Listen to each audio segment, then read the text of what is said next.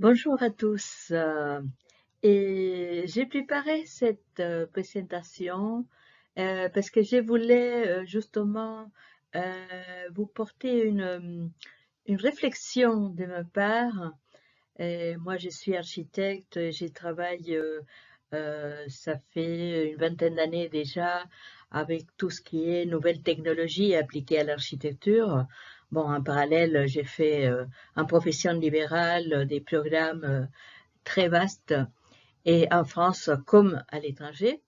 Et donc, je voulais réagir justement à toute cette nouvelle idéologie, parce que pour moi, c'est une idéologie plutôt qu'une façon de concevoir et de préparer l'avenir pour le monde. Et donc, c'est la raison pour laquelle j'ai préparé cette présentation avec toute mon estime et en même temps avec la certitude et la conviction que j'ai par rapport à mon métier. Voilà, donc les sujets, c'est bien évidemment tout ce qui est ville intelligente, smart cities, smart building, c'est-à-dire tout ce qui est l'intelligence appliquée aussi bien à la construction de la ville au bâtiment. Et donc, qu'est-ce que c'est? Donc, les villes dites intelligentes sont créées pour améliorer la durabilité, l'habitabilité, en utilisant la performance des services, faire participer la nature, la faune, la flore, et réduire les émissions de CO2. À l'usage, à l'échelle du bâtiment, l'optimisation de l'usage des espaces, les contrôles de la sécurité, la gestion de la consommation de tous les services, et l'intégration également de la nature. Donc, il y a 5 étapes dans cette histoire, c'est la collection, la collecte des données, le traitement des données, la communication de l'analyse et, ce qui est très très important, c'est de voir dans cette histoire la prise de décision, c'est-à-dire qui prend les décisions et comment. Elles sont en concurrence pour avoir les meilleurs services. Il y a Intel, Cisco, IBM, etc. Je pourrais continuer la liste qui proposent aujourd'hui, parce qu'ils ont bien compris que récolter les données, pouvoir travailler avec ces données, optimiser avec machine learning, faire des analyses, lui permettrait aussi également de s'imposer comme étant des entreprises de référence par rapport à l'utilisation de ces données. Donc, voilà, ça c'est globalement ce que c'est les smart cities. Alors, les avantages, bien évidemment, il y a des avantages parce que moi, ça fait, comme je disais, ça fait une vingtaine d'années que j'applique tous les derniers outils technologiques dans les BIM, la méthodologie BIM qui nous permet aujourd'hui d'avancer avec la construction des jumeaux numériques des bâtiments, de la construction qu'on va réaliser. Ça nous permet évidemment d'avoir une meilleure qualité, d'avoir des meilleures interprétations des données, plus efficaces et de meilleure qualité. Voilà, là, je l'ai dit, les avantages, l'optimisation de tous les systèmes, bien évidemment aussi par rapport à la sécurité, étant donné qu'on peut avoir des systèmes qui sont contrôlés à distance, on peut avoir une façon d'agir d'une façon plus ciblée et plus directe. Également, il y a un aspect qui de plus en plus s'impose. D'ailleurs, j'ai publié sur LinkedIn un petit blog, un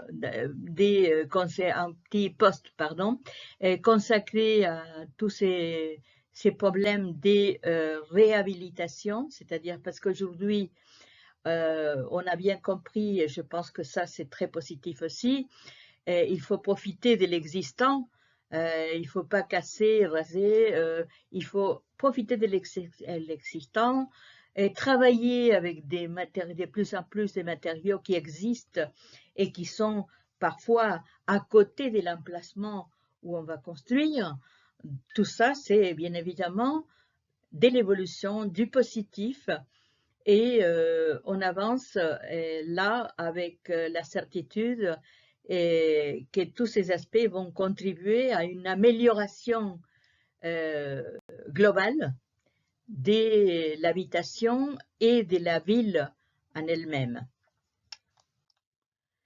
Alors, par contre, là, je vais être un petit peu brutale, mais je voudrais aller à l'extrême, justement, à l'opposé, pour vous montrer les vrais dangers, parce qu'il y a des dangers que parfois les gens ne comprennent pas, les grands publics ne comprennent pas, et c'est des dangers bien réels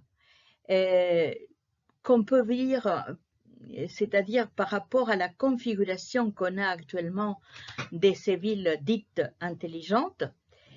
Et si on revient à l'ancien, à la construction où il n'y avait pas la data qui pouvait centraliser la donnée, qui pouvait gérer les ensembles, on peut voir par exemple que dans les modèles panoptiques des prisons, qui a été un modèle bien critiqué et dénoncé par Michel Foucault, parce que l'objectif de ces modèles était justement, comme vous voyez dans les images, l'image de votre gauche, vous avez la prison, elle a été conçue justement avec ce système de panoptique, et vous voyez qu'il y a un point central à partir duquel on pouvait contrôler visuellement, là, parce qu'on avait justement la proximité dans ces cas-là, on ne pouvait pas travailler à distance. Et donc, c'est la centralisation de cette surveillance qui donnait une efficacité de contrôle et de sécurité. Paradoxalement, si vous regardez j'ai eu l'opportunité de travailler aussi à l'international chez Bouygues, au Challenger, et côté droit, vous avez les structures de Challenger, et vous reconnaissez un petit peu le modèle. C'est des panoptiques, c'est-à-dire que le modèle des Bouygues, c'est un modèle où vous avez justement toute une centralisation déjà des points des sorties, des points des accès, et vous avez également des plateaux, je vais vous montrer dans le slide, voilà c'est la configuration générale. Vous voyez qu'il y a exprès une façon de contrôler la globalité à partir des points bien clairs et nets de la conception qui font que, bon, c'est un espace là de travail et ça devient justement, comme par hasard, ça devient un petit peu l'organisation d'une prison. Et c'est-à-dire que quand vous êtes à l'intérieur, vous pouvez voir toujours, déjà c'est des plateaux ouverts, les plateaux ouverts, tout le monde surveille tout le monde, et à partir du moment où vous sortez à l'extérieur, vous avez des passerelles par niveau qui sont ouvertes aussi, qui donnent un espace central, et cet espace central aussi, il est bien un bloc qui permet de voir, de visualiser qu'est-ce que vous faites, qu'est-ce qu'ils font les autres dans tous les étages. Bien évidemment, ce système n'est pas un système à préconiser et à faire développer. Mais pourquoi je vous dis ça? Parce que justement, dans les concepts des Smart Cities, il y a cet aspect-là, c'est à distance, bien évidemment, parce qu'on a tous les bâtiments et tous les réseaux des transports, etc., qui sont contrôlés à distance, mais il y a également le même critère panoptique, entre guillemets, panoptique des données qui vont être centralisées et captées par des entreprises, des décideurs, soit de l'État, soit des groupes financiers, soit, c'est-à-dire que là, le problème n'est pas la centralisation des données, c'est surtout de voir comment ces données sont utilisées et dans quel but. Et si je reviens au système panoptique, là, c'était de contrôler tout le monde pour surveiller et punir, c'est-à-dire, les cas échéants, si vous n'avez pas un comportement qui correspond aux normes que certains peuvent établir au-delà de la communauté, vont devoir être acceptés des forces. C'est-à-dire que ça c'est vraiment, à mon avis, les dangers principaux qui pourraient faire construire une société complètement totalitaire pour justement bénéficier d'avoir une population tranquille qui travaille, qui fait les courses, qui va au médecin et où on peut récolter en permanence les informations de qui fait quoi, comment et éventuellement punir ou décider que cette personne ne peut plus participer de la collectivité parce qu'elle ne respecte pas les normes établies par un secteur qui n'est pas les secteurs parfois démocratiquement élus ni correspond à un système des collectivités. D'ailleurs, il y a un autre grand problème, justement, c'est qu'en général, on conçoit, étant donné que l'idée c'est d'avoir une proximité des services, la concentration fait que les modèles adoptés, soit des buildings, soit les tours. Et avec tous les dangers de ce type de construction, parce que la construction en tour, c'est une construction qui n'est pas naturelle de l'évolution des villes. Quand on regarde toutes les villes traditionnelles, la ville évolue naturellement d'une façon tranquille, je veux dire tranquille, et en même temps d'une façon où l'ergonomie de l'espace évolue avec la communauté. Là, c'est imposé, tout le monde est là dans les tours, et celui qui habite au 20e étage, il est là, il travaille, il consomme, hein, il descend, il prend le bus, etc. C'est-à-dire, c'est tout un réseau qui s'établit, mais où l'être humain, bien évidemment, quand on imagine à l'intérieur de cette ville et la vie au quotidien, et je ne sais pas si vous avez des amis, mais Dieu sait si j'ai des amis, des gens qui travaillent, qui habitent ces types, et ils vont dire, c'est infernal. C'est infernal parce qu'en plus de ça, les systèmes adoptés qui sont des systèmes centralisés, quand tout marche bien, c'est très bien, mais quand il y a des dysfonctionnements, ça devient des catastrophes. Et vous voyez à droite, j'ai mis l'image d'une rue proche de là où je suis, où j'habite, que c'est la rue Montorgueil à Paris. Et donc là, vous voyez, disons, cet esprit qu'on trouve là, c'est une rue piétonne et où il y a une vie, c'est une vie vraiment conviviale, on peut partager, on peut vraiment faire des courses et en même temps se retrouver avec des amis. Bon, qu'est-ce qui fait la grande différence? C'est cette organisation urbaine à partir des constructions qui ont une échelle qui est adaptée par rapport à l'échelle humaine. Et ça, pour moi, c'est indispensable pour les bons développements et l'avenir de nos sociétés, c'est de pouvoir considérer toujours en priorité la perspective, la perception, le parcours, plutôt qu'à l'organisation des blocs où tout le monde est connecté et tout le monde peut avoir les services en 5 minutes.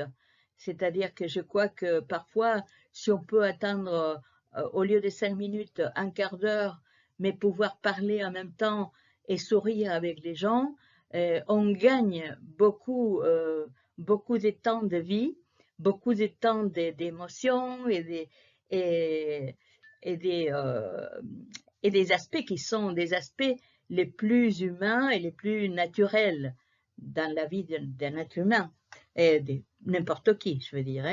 Ça, c'est valable. Moi, je n'aimais pas la culture ou la religion ou tout ça.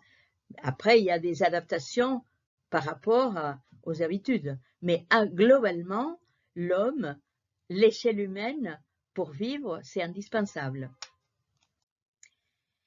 Si on revient, c'est pour ça que j'ai mis cette slide, c'est parce que si on revient à la city, au concept de la ville et son organisation, et quand on voit au départ dans l'acropole à Athènes avec les Parthénons, qu'est-ce qu'on peut voir là? On peut voir un parcours, des symboles, on peut voir cette échelle humaine et ce niveau des hauteurs qui vont donner un charme à tout ce qui est le fait de pouvoir, disons, visualiser d'un côté un bâtiment religieux, un bâtiment symbolique, etc. C'est-à-dire que à l'origine de la ville, il y a la vie de l'être humain qui est le cœur de l'organisation. C'est-à-dire, moi je dis, on ne peut pas enlever ces cœurs-là au nom de la préservation de la planète, parce qu'à ce moment-là, on devient complètement malade. Donc, c'est pour moi la question numéro 1 à voir comme danger dans l'avenir des constructions de ces smart cities. Là, si on regarde par exemple la ville de Paris au Moyen-Âge, il y avait cette construction à partir de cette ruelle qui donnait le lien avec des ponts, des rues, des symboles. Bon, là, c'est l'église Notre-Dame, catholique, bien évidemment, entourée, comme c'était le cas de toutes les villes médiévales, pour la sécurité, c'est-à-dire la sécurité là, c'était pas l'informatique, c'était un mur concret. Et l'organisation de la ville, c'était aussi se protéger de l'étranger, entre guillemets, pas parce que l'étranger il était mauvais, sinon parce qu'il y avait une communauté qui vivait ensemble et avait besoin d'être protégée des envahisseurs, des gens qui voulaient du mal. Et donc, c'est la raison pour laquelle cette forme, cette morphologie de la ville de Paris, c'est une morphologie naturelle de l'évolution d'une ville.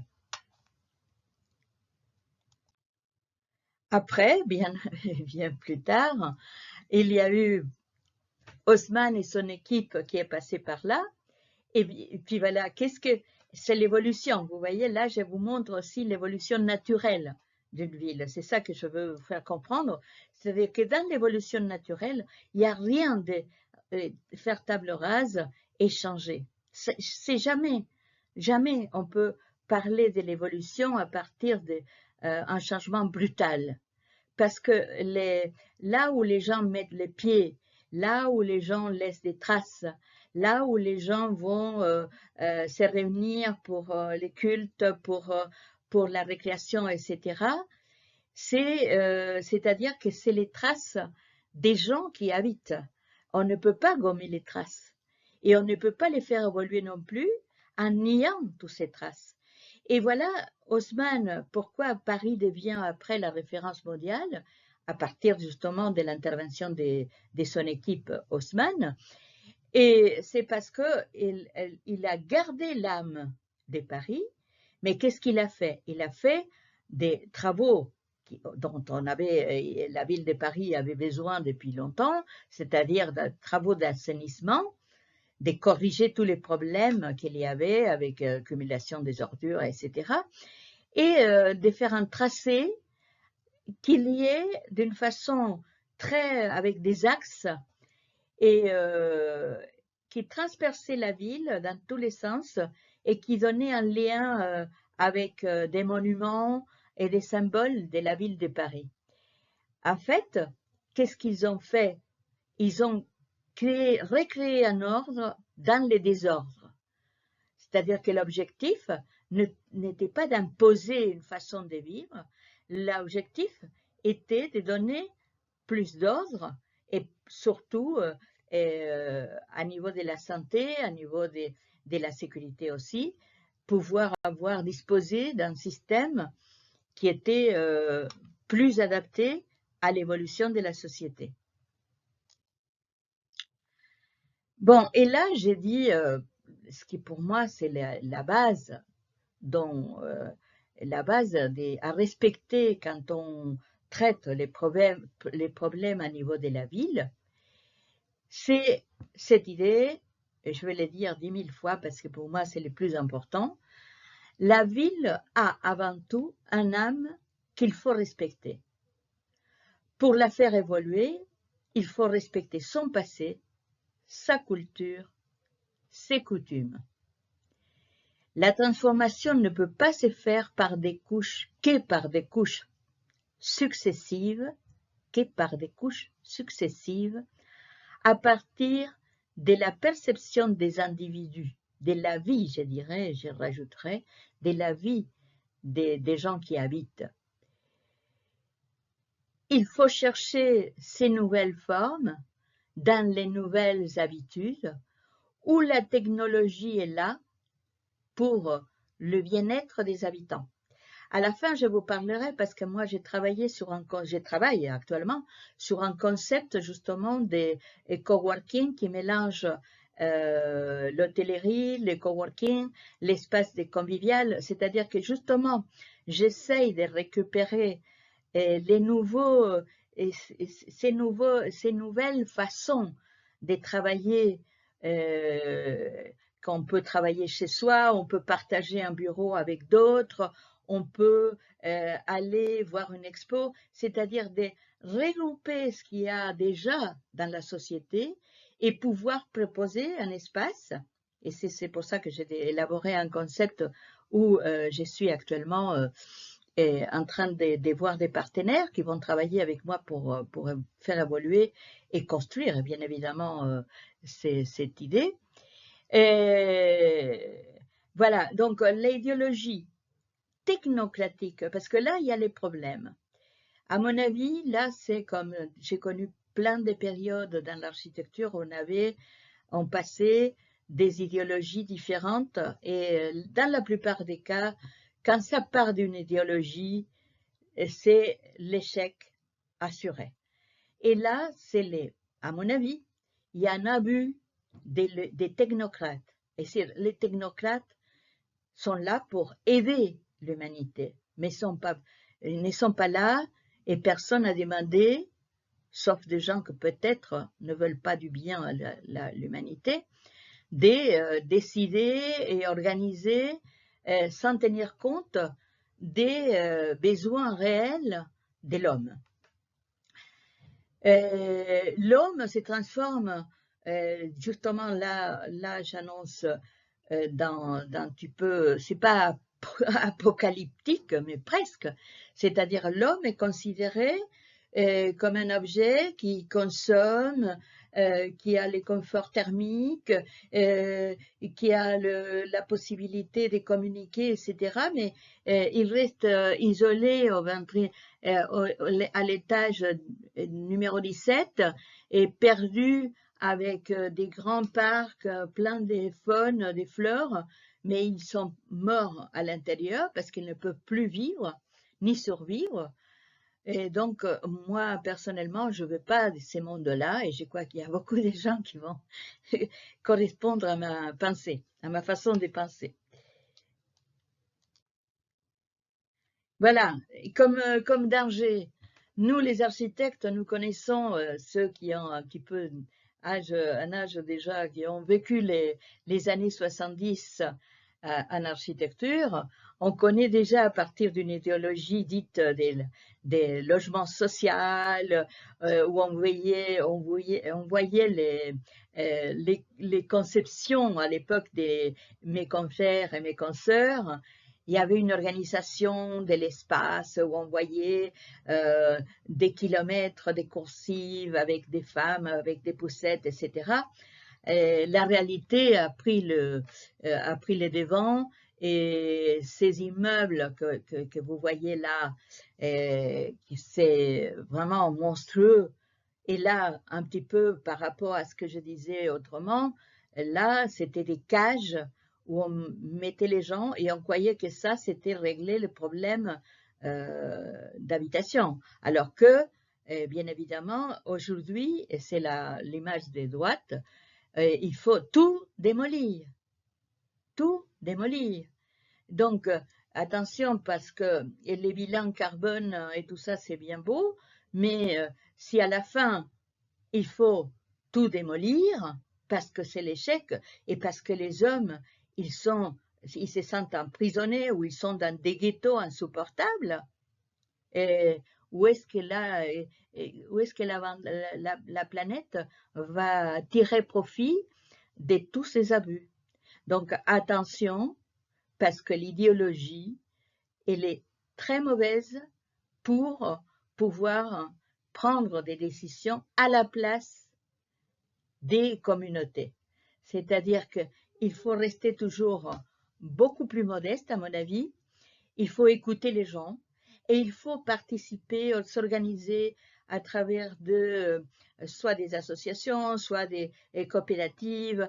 Il faut revenir, à mon avis, c'est tout le contraire d'imaginer qu'on gère le monde comme si on était en train de manipuler des marionnettes, et se mettre vraiment à la place des gens qui vont être là-dedans.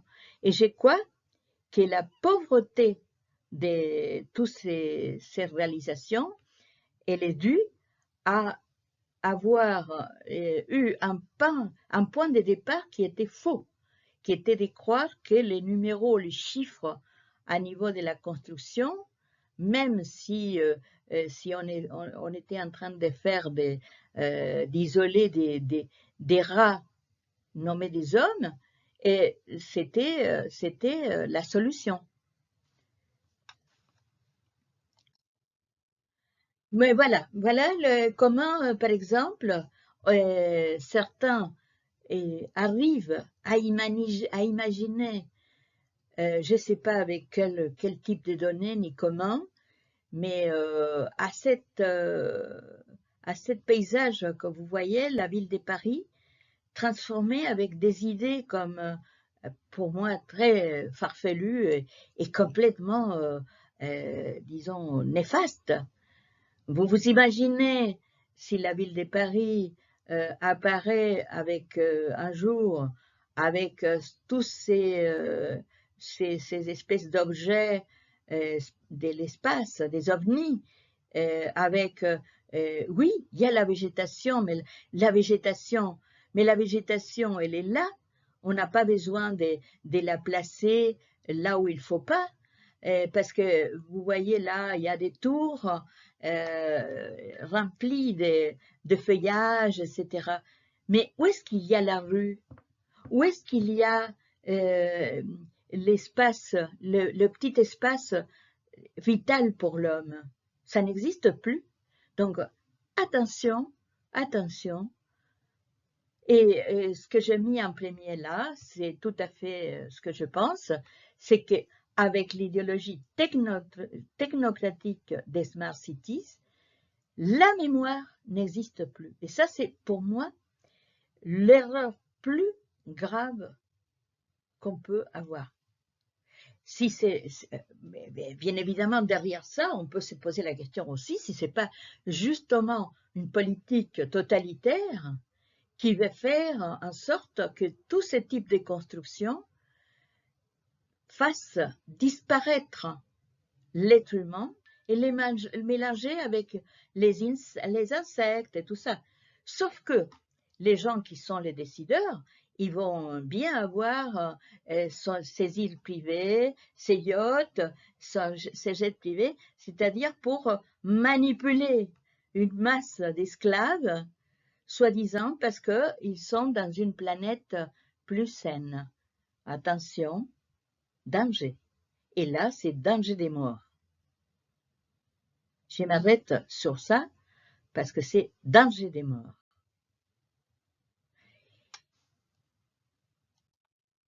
Vous voyez un petit peu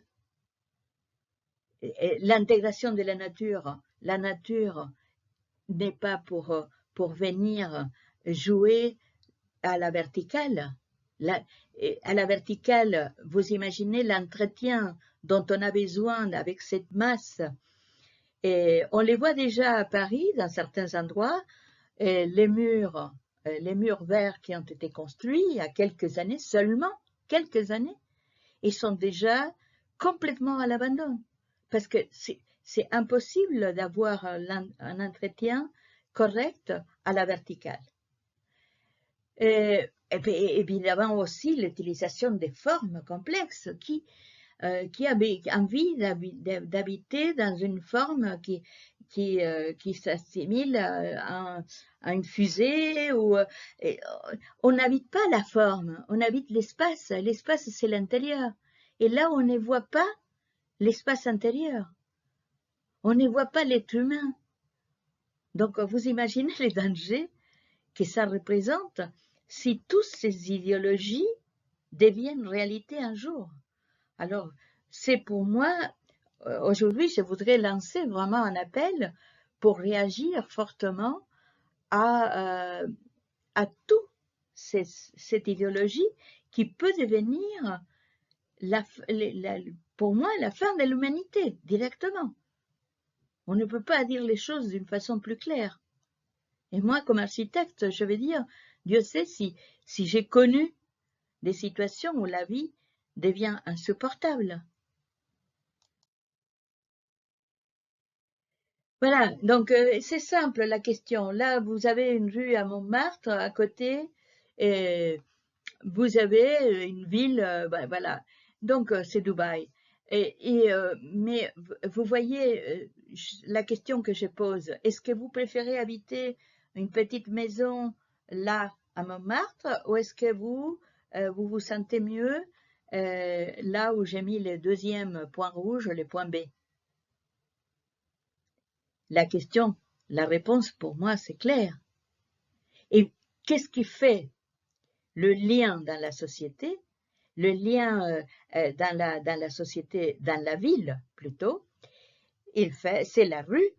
C'est la rue qui me permet, hein, si je dois descendre d'un point A à un point B et que je ne contacte personne dans ces trajets, de quelle vie sociale on va parler après? Comment on va construire ces liens? Avec quels moyens d'architecture? Avec quelle harmonie? Avec l'échelle humaine? Voilà, là j'ai voulu aussi vous montrer que le fait que tout se passe dans la rue à niveau du piéton et dans la ville, parce que c'est en fait, c'est un corps vivant, la ville. Et donc, ces corps vivants, il a besoin des lieux de rencontre, lieux de repos, lieux pour les enfants, pour les commerces, enfin, pour tout ce qui fait la construction de notre vie. Et si la solution qu'on propose, on efface tout ça, ce n'est pas une solution, c'est une catastrophe.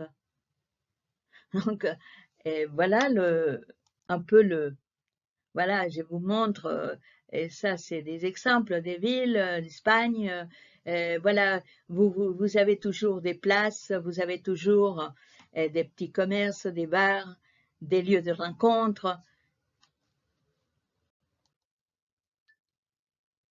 Alors, là, je vous montre très brièvement. Moi, j'ai réalisé un nouveau concept de coworking, Living Smart. Et ces nouveaux concepts, pour pourquoi je me suis posé la question et je suis en train de travailler très profondément là-dedans, c'est parce que je souhaite justement aller à l'opposé, à l'encontre de tout ce que j'ai énoncé comme les dangers des smart cities ou des building cities, des buildings smart. Et le concept, la base, c'est rendre plus agréable le travail au quotidien, en harmonie avec la vie privée et les espaces de loisirs et de détente. C'est-à-dire, c'est un tout, c'est un corps qu'il faut traiter. Avec la donnée, bien évidemment, avec les derniers outils technologiques, les plus technologiques possibles, mais la technologie au service de l'humain. Et c'est là qui fait toute la différence. Là, j'ai les programmes, vous voyez, il y a des étages. Et ce que je fais, c'est de faire, par exemple, des étages où, en bas, par exemple, on peut avoir des salons, des ateliers.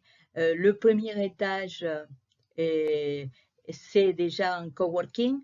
Et un entresol où on peut se restaurer, on peut avoir des espaces de détente. Et puis, au fur et à mesure qu'on monte, on arrive à l'espace privé, c'est-à-dire l'hôtel. Alors, quels sont les indices pour la conception de cet ensemble? Pour l'économie, le passage d'une économie de la propriété à une économie de l'usage. Pour le design, l'usager au centre du concept, à travers une approche design et expérientielle, où le digital apporte la couche servicielle pour faciliter les relations humaines. Vous voyez la différence? Centraliser l'humain, mettre l'homme au centre et l'échelle de la construction humaine. Pour l'environnement, la construction globale devient plus compacte, où les espaces partagés et les ressources peuvent être optimisés. Solution plus vertueuse pour l'environnement. L'intégration de la nature, bien évidemment. La nature, naturellement, on peut la faire participer à l'espace intérieur comme un composant comme les murs, les portes, les fenêtres. Aussi, la nature participe, bien évidemment. La mutualisation des services et équipements proposés pour ce type d'établissement. Pour les systèmes constructifs, là, je suis en train de travailler avec des modules en préfab béton qui sont, disons, innovants pour pouvoir absorber le moindre carbone possible, mais en même temps, pouvoir trouver des solutions simples, mais efficaces pour pouvoir aussi également et en détail, mais ce n'est pas un détail, c'est très important, la possibilité des modularités et des changements de l'espace intérieur. Parce que les changements, aujourd'hui, on ne vit pas dans l'habitation, dans la maison, comme on vivait avant. Hein, qu'on avait la fille s'est mariée, elle avait les enfants. Bon, il y a une autre façon de vivre, il y a une autre façon de travailler. Et donc, ça, il faut l'accompagner avec l'architecture. Il faut l'accompagner. Jamais il faut imposer, parce que je pense qu'un système, il est bien, l'imposer aux autres. Ça, c'est contraire à l'architecture, contraire à l'évolution de l'architecture. L'espace, c'est-à-dire que, bon, je viens de le dire, c'est l'idée de pouvoir concentrer dans un même bâtiment le travail, les événements, le logement, etc. Créer à l'intérieur un microclimat agréable et convivial, relationnel, de proximité, bon, les bâtiments aussi avec un critère des capacités, et bien évidemment la technologie des pointes, des meilleures qualités pour pouvoir faciliter la vie des gens et bien évidemment pour pouvoir appuyer la sécurité dans tous les domaines. Mais c'est l'inverse, c'est-à-dire que là on joue avec les outils au service toujours des déplacements des gens, des accès, des pouvoir trouver des salles de réunion, pour pouvoir trouver des événements à proximité. Voilà, c'est toute la différence. Et voilà quelques images. Vous pouvez consulter sur mon site internet bimconseil.com. Vous pouvez consulter, j'ai toute la proposition développée aussi sur LinkedIn. J'ai pas mal travaillé, donc là vous voyez tous les espaces à l'intérieur. Il y a toujours l'échelle humaine, il y a toujours le respect des, des espaces, mais les espaces qui sont à mi-hauteur, des façons de pouvoir les relier en reproduisant un peu la rue à l'intérieur du bâtiment. Voilà, voilà. Et donc, et je pense que j'ai tout dit. Et là, vous avez mes coordonnées. Et je reste à votre écoute. Moi, ça m'intéresse de voir aussi vos opinions concernant tout ce que j'ai dit. Et éventuellement, s'il y a ouvrir un débat contradictoire, pourquoi pas? Moi, je suis prête à ça, mais c'est, je crois, pour les biens de tous. Voilà. Merci beaucoup. Au revoir.